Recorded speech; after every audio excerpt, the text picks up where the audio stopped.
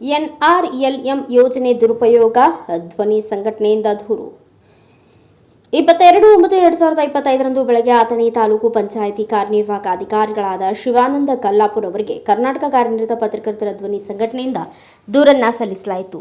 ದೂರು ಅನ್ವಯ ಅಥಣಿ ತಾಲೂಕಿನ ಕೆಲವು ಸ್ವಸಹಾಯ ಸಂಘಗಳು, ಸಂಸ್ಥೆಗಳು ಅಥವಾ ಕಾರ್ಯನಿರ್ವಾಹಕ NRLM ಯೋಜನೆ ಅಡಿಯಲ್ಲಿ ದೊರಕಿರುವ ಅನುದಾನವನ್ನು ನಿಗದಿತ ಉದ್ದೇಶಕ್ಕಾಗಿ ಬಳಸದೆ ಅಕ್ರಮವಾಗಿ ಉಳಿಸಿಕೊಂಡು ಅಥವಾ ವೈಯಕ್ತಿಕ ಉದ್ದೇಶಕ್ಕಾಗಿ ದುರುಪಯೋಗಪಡಿಸಿಕೊಂಡಿರುವ ಸ್ಥಳೀಯ ಮಾಹಿತಿಗಳು ಮತ್ತು ಸಾಕ್ಷಿಗಳು ಲಭ್ಯವಾಗಿರುತ್ತವೆ. ಈಗೆಲ್ಲ ವಿಷಯಗಳ ಬಗ್ಗೆ ಸೂಕ್ತವಾದ ತನಿಖೆ ನಡೆಸಿ ತ್ವರಿತವಾಗಿ ಅವರ ಮೇಲೆ ಶಿಸ್ತಿನ ಕ್ರಮ ಕೈಗೊಳ್ಳಬೇಕು ಎಂದು ಕರ್ನಾಟಕ ಕಾರ್ಯನಿರತ ಪತ್ರಕರ್ತರ ಧ್ವನಿ ಸಂಘಟನೆ ಅಥಣಿ ಘಟಕದಿಂದ ಮನವಿಯನ್ನ ಕಾರ್ಯನಿರ್ವಾಹಕ ಅಧಿಕಾರಿಗಳಿಗೆ ಸಲ್ಲಿಸಲಾಯಿತು. ಇದೇ ವೇಳೆ ಮಾತನಾಡಿದ ಅಥಣಿ ತಾಲೂಕಾ ಪಂಚಾಯತ್ ಕಾರ್ಯನಿರ್ವಾಹಕ ಅಧಿಕಾರಿಗಳಾದ ಶಿವಾನಂದ ಕಲ್ಲಾಪುರ್ ಅವರು ಮನವಿಯನ್ನ ಸ್ವೀಕರಿಸಿ, ನಾನು ತಕ್ಷಣದಿಂದಲೇ ಈ ಯೋಜನೆ ಸಂಬಂಧಪಟ್ಟ ಎಲ್ಲ ಮಾಹಿತಿಗಳನ್ನು ತೆಗೆದುಕೊಂಡು ಅದನ್ನು ಪರಿಶೀಲನೆ ಮಾಡಿ ಮೇಲಾಧಿಕಾರಿಗಳಿಗೆ ತಿಳಿಸಿ ಅವರ ಮೇಲೆ ಶಿಸ್ತಿನ ಕ್ರಮ ಜರುಗಿಸುತ್ತೇನೆ ಎಂದು ಹೇಳಿದರು. ಈಗ ಅರ್ಜಿ ಕೊಟ್ಟಿದ್ರಿ NRLM ಯೋಜನೆ ಒಳಗೆ ಹಣದ ಉಪಯೋಗ ಆಗೈತೆ ಅಂತೇಳಿ ಈಗಾಗಲೇ ಒಮ್ಮೆ ಇದು ನಿಮ್ಮ ಚಾನಲ್ನೊಳಗೇ ಯೂಸ್ ಆಗಿತ್ತು. ಆವತ್ತು ನಾವು ನಮ್ಮ ತಾಲೂಕು ಪಂಚಾಯತಿಯಿಂದ ಒಂದು 6 ಜನರದ್ದು ತಂಡ ಮಾಡಿಕೊಂಡು ಅದರದ್ದು ಎಲ್ಲ 46 ಪಂಚಾಯಿತಿಯ ಎಲ್ಲ ದಾಖಲೆಗಳನ್ನು ತರಿಸ್ಕೊಂಡು ನಾವು ಎಂಕ್ವೈರಿ ಮಾಡಿದ್ದೈತಿ. ಎಂಕ್ವೈರಿ ಕಂಪ್ಲೀಟ್ ಆಗೈತಿ. ಇವತ್ತು ಅದರ ರಿಪೋರ್ಟ್ನು ಇವತ್ತು ಫೈನಲ್ ಮಾಡಂತೇಳಿ ನಮ್ಮ ಅಕೌಂಟ್ ಆಫೀಸರ್, ಮ್ಯಾನೇಜರ್ ಮತ್ತು ADPR ಮತ್ತು 2 FPAಗಳ ತಂಡದೊಳಗೆ ನಾನು ಅಷ್ಟು ಸೇರಿ ಅದನ್ನು ಫೈನಲ್ ರಿಪೋರ್ಟ್ ಇವತ್ತು ಫೈನಲ್ ಆಗುತ್ತೆ.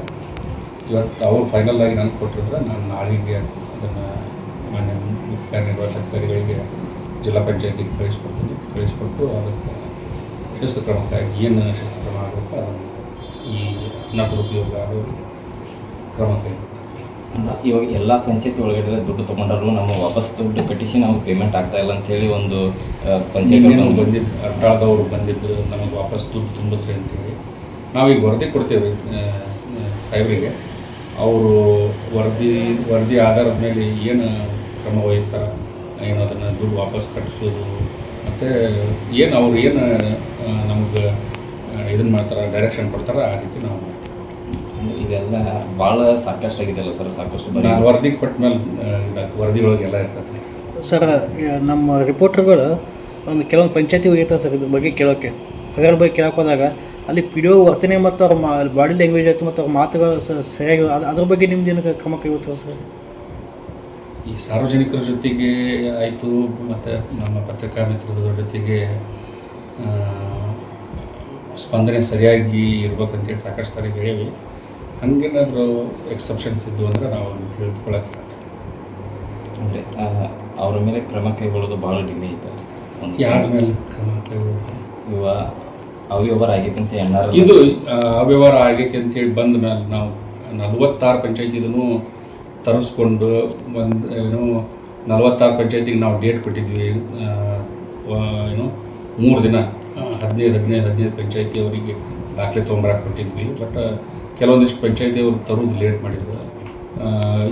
ಒಂದು ದಿನ 15 ಕೊಟ್ಟಾಗ ಅವ್ರು ಬರೀ 4, 5 ಹಿಂಗೇನೋ ತಂದಿದ್ರು. ಆಮೇಲೆ ಅವ್ರು ತಂದ ತೋರಿಸ್ಯಾರ. ಈಗ ಎನ್ಕ್ವೈರಿ ಪೂರ್ತಿ ಕಂಪ್ಲೀಟ್ ಆಗೈತಿ, ವರದಿ ಕೊಡೋದಷ್ಟೇ ಬಾಕಿ ಐತಿ. ಇವತ್ತು ಅದನ್ನು ಅವರು ತಂಡದ ಸದಸ್ಯರಿಂದ ವರದಿ ತೊಗೊಂಡು ನಾನು ನಾಳೆ ಸೂಕ್ತ ಕ್ರಮನೂ ಆಗಬೇಕು ಸರ್. ಅಲ್ಲ, ಸೂಕ್ತ ಕ್ರಮ ಮಾಡಬೇಕು. ಉಳಿದ ಅಮೌಂಟ್ ಅವ್ರು ಎಷ್ಟು ಇದು ಮಾಡ್ಯಾರೋ ಅದನ್ನೆಲ್ಲ ಸರ್ಕಾರ ಸಾಹೇಬ್ರ ಗಮನಕ್ಕೆ ಅದು ವರದಿಯೊಳಗೆ ಏನು ನಮ್ಮ ವರದಿಯೊಳಗೆ ಏನೇನು ಕಾಣಿಸ್ಬೇಕು ಎಲ್ಲ ಕಾಣಿಸಿರ್ತೀವಿ. ಸಾಹೇಬ್ರ ನಿರ್ದೇಶನ ಹೆಂಗೆ ಬರ್ತದೆ ಹೆಂಗೆ ಸರ್. ನಮ್ಮ ಸಂಘದ ಮೂಲಕ ನಾವು ಕೊಡ್ಕೋತೀವಿ ಸರ್. ಏನಪ್ಪ ಅಂದ್ರೆ ಫಸ್ಟ್ PDOಗಳು ಸರ್ ಅಮಾನತ್ನಲ್ಲಿಟ್ಟು ಮುಂದಿನ ಇದು PDO ಸಂಬಂಧಪಟ್ಟಿದ್ದಲ್ರಿ ಈ ವಿಷಯ. PDOದ್ದು ಏನೈತಿ ಅದನ್ನು ನಾವು ಮಾಡೋಣ. ಓಕೆ, ಥ್ಯಾಂಕ್ ಯು, ಧನ್ಯವಾದ. ಇದೇ ವೇಳೆ ಕರ್ನಾಟಕ ಕಾರ್ಯನಿರತ ಪತ್ರಕರ್ತರ ಧ್ವನಿ ಸಂಘಟನೆ ಅಥಣಿ ಘಟಕದ ಅಧ್ಯಕ್ಷರು, ಉಪಾಧ್ಯಕ್ಷರು, ಕಾರ್ಯದರ್ಶಿಗಳು ಹಾಗೂ ಈ ಸಂಘಟನೆಯ ಸದಸ್ಯರು ಎಲ್ಲರೂ ಸೇರಿ ಮನವಿಯನ್ನ ಸಲ್ಲಿಸಿದರು.